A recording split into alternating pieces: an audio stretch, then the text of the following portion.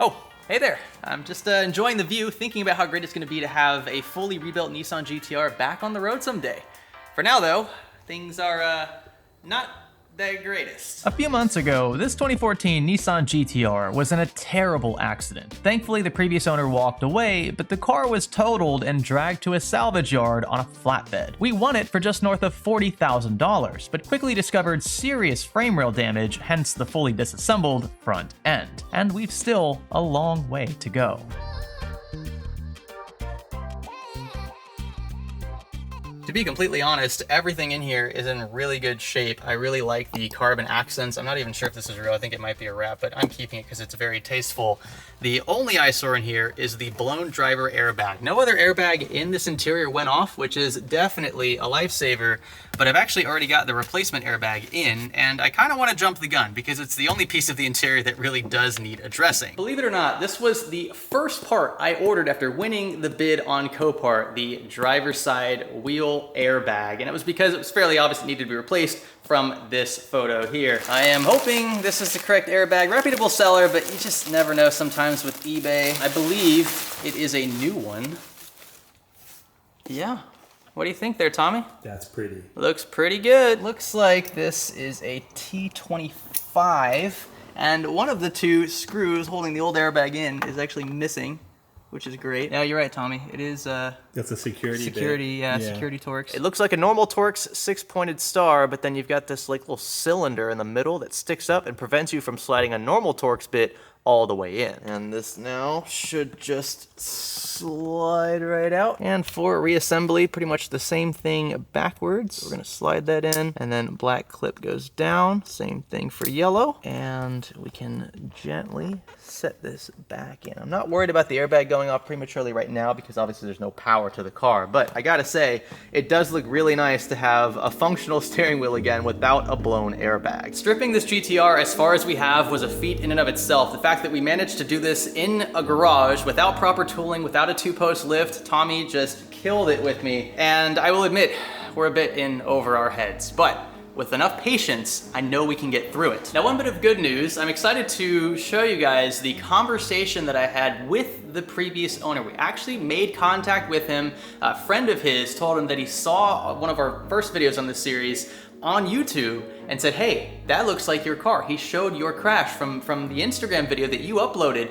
You should reach out to this guy. He shed a lot of new info on this car, talked about his time with it, how much he enjoyed it, and gave us a few pointers that should help in the future. It's the first car I ever shed tears on, and that was gonna be one of the cars I kept forever. I was in a turn-only lane, and I was the third car back. We got the green arrow, and before I knew it, I was already through the intersection, and then all of a sudden I just saw headlights. I hit him actually in the side of his car, but he was all the way on the shoulder before I even hit him. So I wasn't going fast at all, and that just shows how fast he was going through that light.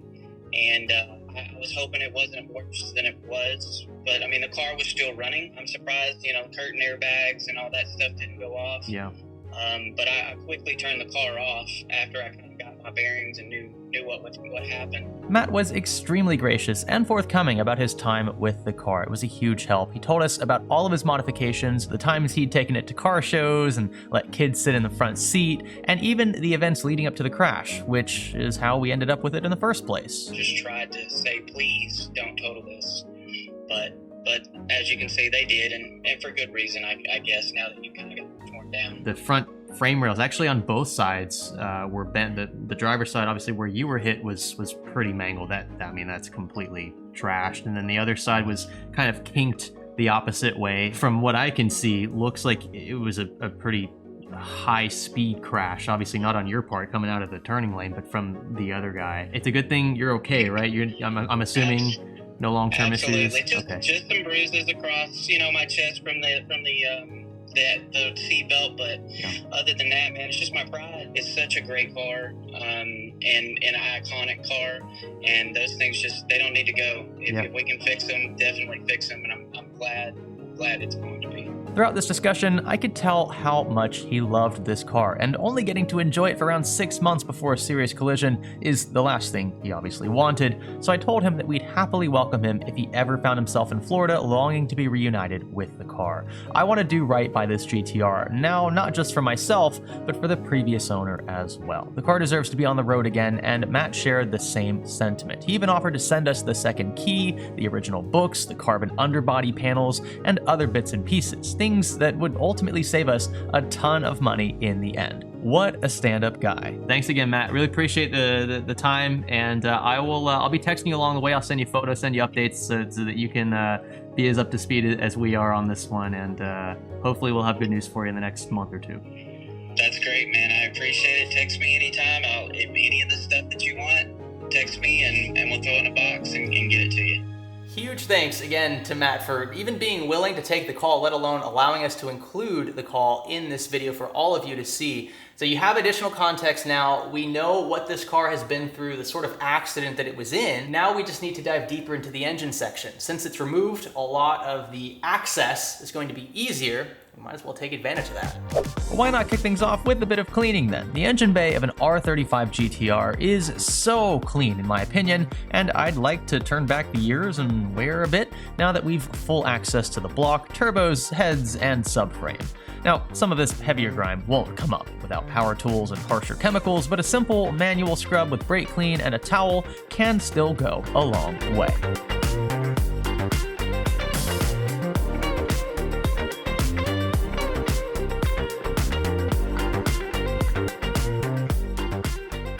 Now it's time to dive a bit deeper. By removing a few additional bolts and nuts, we should be able to inspect the intake valves for any carbon buildup and debris. Now, since the VR38 DETT is port injected, fuel is sprayed into the ports themselves, in this case the passageways that introduce air through valves. This allows said fuel to act as a solvent and clean the intake valves with each compression stroke. Our Audi S5 rebuild featured only direct injection, where fuel is sprayed directly into the combustion chamber, hence its name, bypassing the intake valves entirely. And while this is generally better for power and fuel economy, which is why so many cars use it today, it can lead to heavy carbon buildup like this here, and let me tell you, it is not fun to clean. Next, we move to the top of the heads, where we carefully begin removing spark plugs for yet another health check.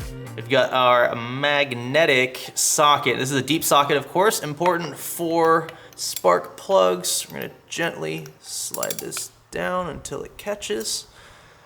And we're gonna twist this bad boy out and then give the cylinder a fair inspection. And we really don't want to see scoring, so you'll see like slash marks, like vertical lines on the cylinder liner, something that you definitely don't want to see on a 30,000 mile engine. And one of the reasons why you want to use a magnetic socket is because of this right here. It's a lot more difficult to pull these spark plugs out without it. When this is actually in use, there'll be a tiny little spark between both of those tips, and that's what ignites the fuel. And so you want to make sure that these are healthy, otherwise you could have premature spark or no spark at all, which could cause knocking or other serious issues. Tommy, I bought a really cool looking borescope. I think you're gonna like this one. It didn't break the bank. It's like $100 or so on Amazon. We'll have a link below if you're interested, but this is gonna allow us to see inside those cylinders from a company called Depstech, interesting name. Check out how large that screen is. I think it's a 4.5-inch IPS display. This is where the computer nerd in me starts wigging out, but this right here is the line for the cameras. It's a dual camera setup, so we can see the scoring, if any exists, on the cylinder walls, as well as straight down with the top section of the camera on top of each piston. Check this out. This thing will actually move. So there's a little scrolly wheel on this, and all I do is pivot that up and down, and it sort of snakes left and right. It feels almost alien-like. It's a little strange, but we're gonna shove this straight down into that hole where the spark plug initially was, and we've got a light built in here as well. Just gonna gently tunnel all the way in. So on the left side, we are looking at the top of the piston, so that's the head there, and the right side of the screen is showing a 90-degree pivot to the right. So we're actually looking at the side of the cylinder wall off to the right. And of course, this is super important. Want to make sure that we don't see scoring here. And so far, it doesn't look too bad. This engine has been sitting for a little while, so if you see slight discoloration, it could be from moisture. But overall, pretty happy with what I'm seeing, at least in this cylinder. This one and the other on the other bank were the worst two. For some reason, the two that were the furthest back, slightly more worried about how things look underneath these. How does spark look? Yeah, so see, it's a little more carboned up, but it's not bad.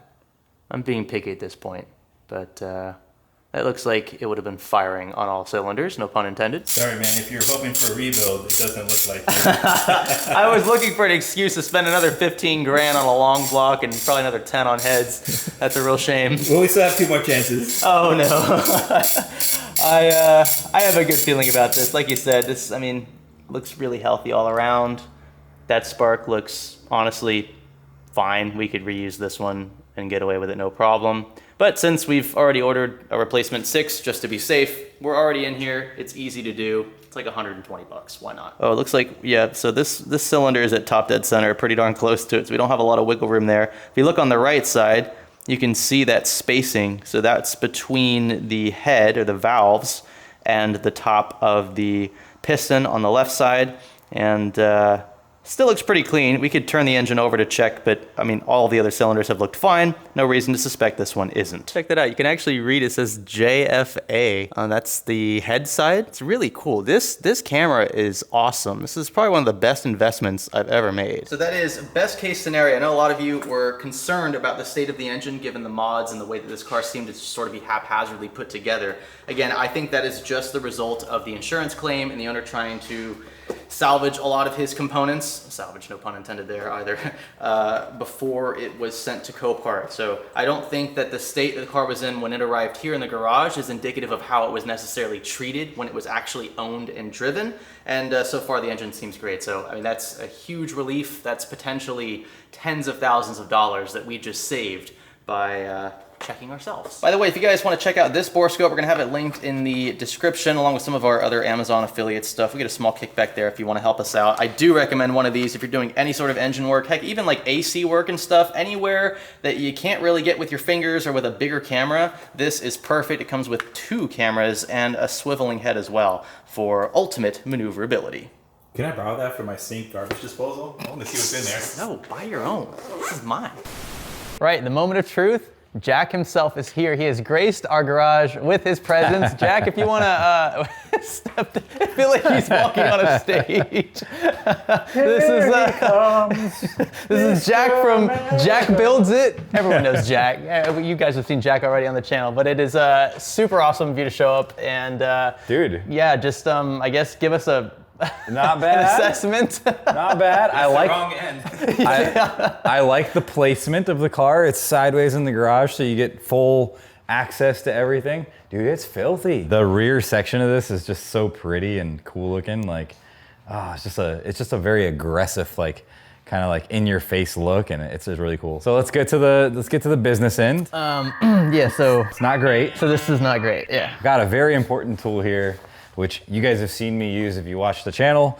This is a tram gauge, and this will tell me whether or not this area on the top is bent over left or right or up or down. Jack spent so much time evaluating this car, and you gotta remember, this was his first time seeing it in person. Before this, he'd only had pictures and video to reference, so he took his time to go over everything he could see, finding things our untrained eyes could not. But the good thing is, if that's just a minor buckle, then the top might still be straight, and what we could do is undo these and cut these rails off. Dude, you have eagle eyes, bro. How on earth did you just like... Years of doing this. You just knew right where to look. So I worked at Nissan for 6.5 years, and this was when this car first came out, that was when I was working there, and I fell in love with this car, and I was like, man, I love these things. And I actually was gonna get one of these at one point, but when they come in, you would see them, like literally this hit every time it would come in was exactly like this.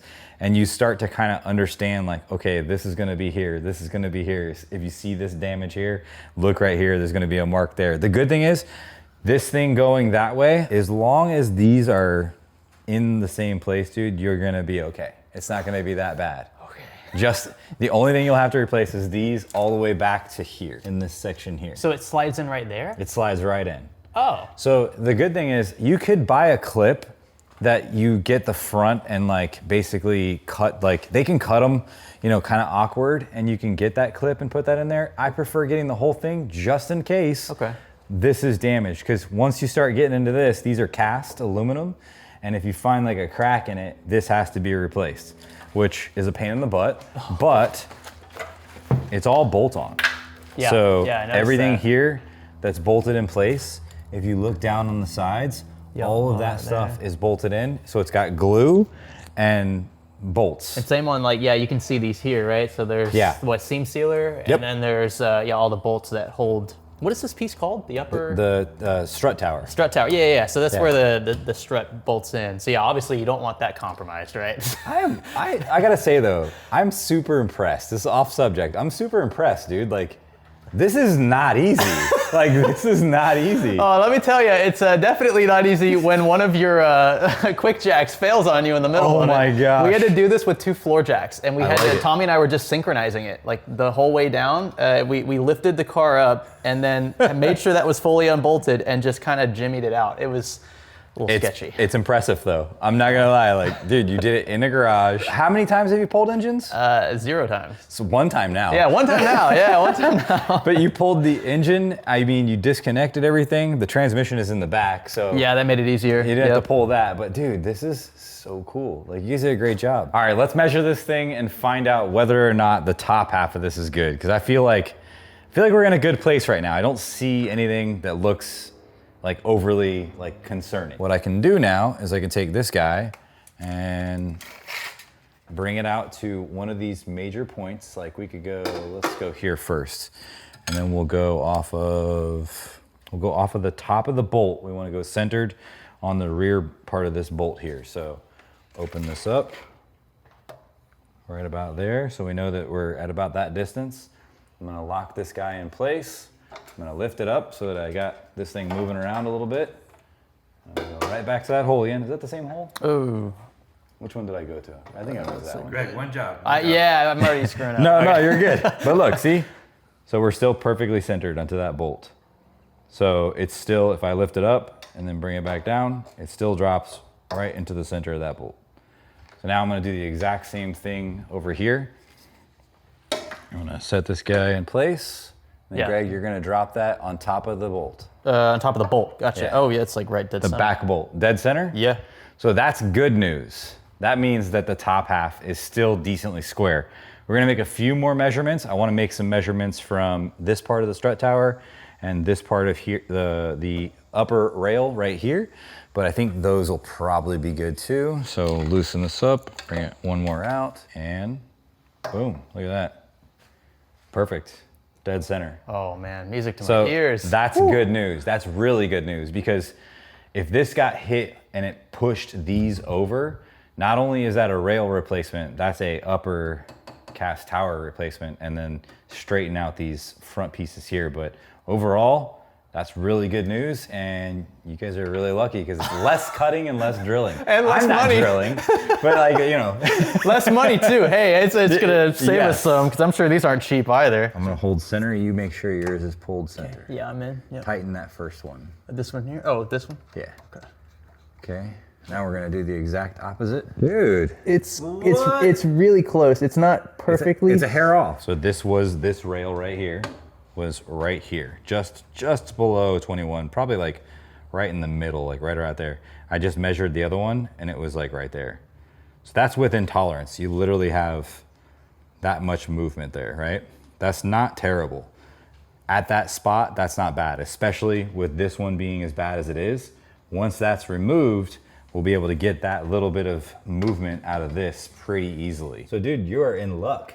Woo. Not only did you get a very ambitious build, but you got very lucky with this ambitious build. No, that was all according to plan. We knew what we were doing the whole time. Come on. He saw it and he was like, Yeah, that just needs a couple frame rails and we're good. Yeah, that's exactly what I thought. Oh man. Oh, good stuff. Dude, this is great news. better than we thought, right? Yeah, hey, we don't have to pull the dash, Tommy. That's a win. I'm glad we didn't already just like jump straight into that, because we were hoping, I mean, again, I don't know anything about bodywork, so we were hoping we could just, give it a little slice and then a little weld and just deal with the front ends and call it a day, or, not tube, like, we're not gonna convert it to like a tube chassis or anything, but like, it just seemed like if we wanted to do this the cheap and like cut corners way, we just slice it and fix it there. But obviously we want to do this right. Yeah, you want to be safe. And and this car is going to make a lot of power. We want to make sure that we're not going to go sideways. Doing some upgrades. Some. Dude, this car is going to be a ripper. Like, I'm severely impressed with how much work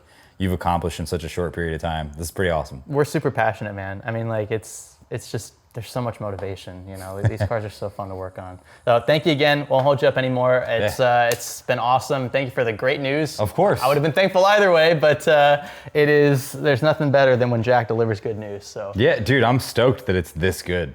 Like, this is not bad. It's not that bad. It's actually not that bad. It's not that bad. Don't say that. No. But I don't have to drill, so I'm good. The best news I've heard all week, if I'm being honest, no dash needs to come out, and despite the obvious rail damage up front, it doesn't appear as though any of that impact crippled sections of the frame further back, which is mega. This means the job overall should be pretty straightforward.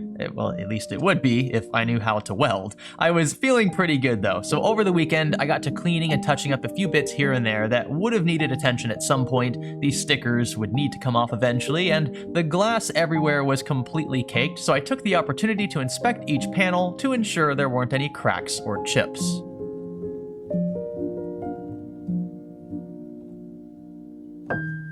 As for the interior, I was a fan of the carbon wrap, but now that I've had a second look, it actually is chipping and bubbling in a few places, so I got to work on rewrapping the sort of matte dry carbon I found on Amazon for 20 bucks. Nothing fancy, there are solid carbon panels you could buy online, but they're several $100s. I think this gets the job done under a strict budget. Eventually, I would do the same for the door handles, steering wheel trim, and dash. Bit by bit, chipping away, it's things like this that add up eventually to a minty and repaired car. So far, still feeling pretty good. All right, so I'm here at TAE Auto Parts. This is near Tampa, and they conveniently have entire front clips for the GT-R as well as frame rails. And since Jack's just told us we only need the frame rails, that's what I'm gonna opt for, because I only have my truck and I really don't want to rent a trailer. So let's go check them out. So we've got both sides, both frame rails, and I think they run all the way back to where we need to cut. I don't know for sure, but I'm fairly confident, and you can see they fit nice and snug there in the trunk. But I was wrong. These rails were not cut far back enough for the damage our car experienced, something Jack pointed out very quickly, which meant another trip down to Plant City, along with this time a trailer for the full front clip TAE had available. They actually had several if you're in the market. These guys, by the way, were super cool and very generous on the swap. It was my mistake, plain and simple, and despite it being a cash deal, they allowed us to swap the rails for the full clip for only the difference in price. So out she came, piggybacking on a forklift in all her glory, and a few games of Tetris later, she was ready for the road. Way harder than it had to be. Yeah, getting it out's gonna be fun, Tommy. Getting it out's gonna be tough. You guys don't have like a cherry picker, do you? Nope. Actually, we do have one. We could use a cherry picker. That's what I was telling him. Worst case scenario, we would just have to tie something to it. Yeah. Also, can I just say how great it is to have such helpful neighbors. I suppose then, this is a better time than ever to squash good news with bad, that being how much we have spent so far on this rebuild behind me. Now, this GT-R costed a little north of $40,000 from Copart. I also want to include shipping here. These are all realistic costs. This car came from Arkansas. That's like 1,000 or so miles to travel here to Central Florida. I only paid about $700 or $800 for that, so not terrible, but lumped all in, we're talking ballpark about 44 grand just to get the car here. Then comes the parts, and that's why this big box is in front of me. So this is a shipment from Z1 Motorsports. It's one of actually 3 or 4 I'm expecting from them, and this box alone was comprised of about $6,000 worth of parts. And that's not even the half of it. it. One of the biggest single purchases for this entire rebuild was actually the radiator core. So this is just the frame where the bracket, the AC condenser and all of that sits on. This actually bolts to the upper frame of the GT-R on both sides, and then also to the frame rails down here. So you can see holes here and here. That's where our hopefully fixed replacement frame rails will gently slide against this core. But this being a carbon fiber composite means that it wasn't cheap, north of $2,000. And look, it doesn't even come with fans, so I still gotta order those. Now I'm gonna show you the condition of the box before the next reveal because, well, this wasn't bad. Like, I didn't report this because there was nothing ultimately this low in the box to receive any damage. There are some scuff marks and things on the sides, but yeah, you know, it's a freight shipment, and overall, the box is in really good shape. And you guys can't see, there you go. So, super happy here, but we have a problem. I'm just gonna walk you over here in one fell swoop. Tommy is, this is a weekend, so Tommy's not here if you guys are wondering. This is the replacement fender that I ordered. It's actually brand new, or supposed to be, but you can see these markings here. Yeah, that's not factory, and it looks like it sort of coincides with some of the imprints on the box. Now, when FedEx dropped it off, I didn't, again, see any damage apart from what was super low, and the only thing super low was the core, so that came out fine, no blemishes at all, but this here, just not super happy about that because I can feel these ridges. So these are actually indents into these, I believe, steel panels. And I mean, I guess we could just fill it with Bondo and sand, but I was really hoping to not have to do that kind of work on a brand new piece. Especially considering said piece was north of 1,500 bucks. Got our replacement battery down here. That was a must. Ours was dead, as well as a Mishimoto upgraded radiator. That's gonna be nice, but it was, again, about 700 to 800 bucks. An OEM AC condenser, several $100s as well, and then a plethora of things that are gonna go in the engine or on the engine. Again, missing gaskets, spark plugs, just stuff that I wanted to do since the engine was fully out. Then comes the order from STM, and I'll admit I splurged a bit here, $5,050.72 for the following: a dress-up bolt titanium engine bay kit. This is gonna be a pretty sweet looking engine bay. Titanium bolts are gonna go a long way for this one, I think. I also upgraded the alternator belt because, again, why not? A set of STM R35 aluminum intakes were ordered, an STM street intercooler kit with way more surface area and density than the OEM kit, and a set of ID 1050X fuel injectors, which is a bit overkill considering we aren't upgrading the turbos, but it'll be nice to have these instead of the OEMs, especially considering E85 was pushed through them, which you're not really supposed to do. And before you say anything, check out how sweet these titanium fittings are. So we've got nuts, bolts, everything in between, washers even, and I went with just the bare sort of like naked titanium because I think it's gonna match the exterior of the car very well, as well as all of the aluminum bits that we have from our STM goodies. I found this aluminum, it's like a powder coated black reservoir for coolant, and you can see it's got a little fill gauge on the side, which is super cool. The welds look good, and I think this is gonna look much better than the generic, like ugly yellowish one that you see in most cars, including original R35s. When you total everything up, at least so far, we are north of $60,000 on a 2014 GT-R with a salvage title and just north of 30,000 miles. Probably not the most sound investment, especially from a resale perspective. If the title was clean and I was trying to do this like on the side and hide everything, I suppose I could make some money doing this because I'm not paying for labor. That's one of the big reasons why this, I think, will still be beneficial in the end, rather than buying a, let's say, minty R35 with similar miles for around 80 or 90K. If I can keep this under 70 to 75, and have the ability to make YouTube videos out of it and just enjoy the rebuild myself and learn a lot along the way, I'd say that's worth the money saved. Now, if we go north of 80 on this, let's say the engine blows up day one, then this will have been a bad investment, and I will confess as much if it comes to that. I'm hoping it doesn't. We've done our due diligence on the engine side so far. The transmission, I don't have any reason to suspect that's gonna misbehave. It wasn't like it was running, 800 pound-feet of torque or anything. At least I hope not. The truth is, we won't really know for sure until everything is reassembled and we start up the car for the first official time. It's nerve-wracking. There's so much labor involved here. There's such a big learning curve. Again, without the help of folks like Jack from Jack Builds It, I'm gonna have his channel linked below. I should just link his channel in every single video description for this rebuild series. He is going to be instrumental, and I've told him as much, into this rebuild. There's no way I could do this without him. And if I managed to somehow, it would take me way longer than having someone like him to sort of like hold my hand through this and teach me along the way. Yeah, we're in over our heads, but I love this car so much, and I know my passion is going to pull us through. So then, to conclude, let's run through a checklist of what I'd like to see finished by the end of the next video. So by the time you finish watching the next upload in this playlist, I hope to have the frame completely repaired and even buttoned up. I'd like to even color match with the original car, just for principle's sake. I want to do right by this repair. I'd also like to have the subframe married to the repaired frame rails and the engine buttoned up a bit. Obviously, we're gonna install things like the serpentine belt, button up the intake manifold area, replacement spark plugs, and the like, maybe even get some of the harness stitched back together.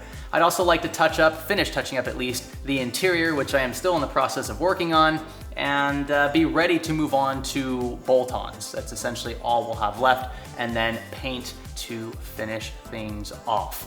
I don't want to get ahead of myself. There's still so much to do with this R35, but I am so thankful that you've come along for the ride so far. I hope that you'll stick around, because I think it will be worth it. Again, thank you so much for watching. Thanks for the support. Consider subscribing, leaving a like, commenting, and sticking around for the next. My name is Greg. Thanks for building with me.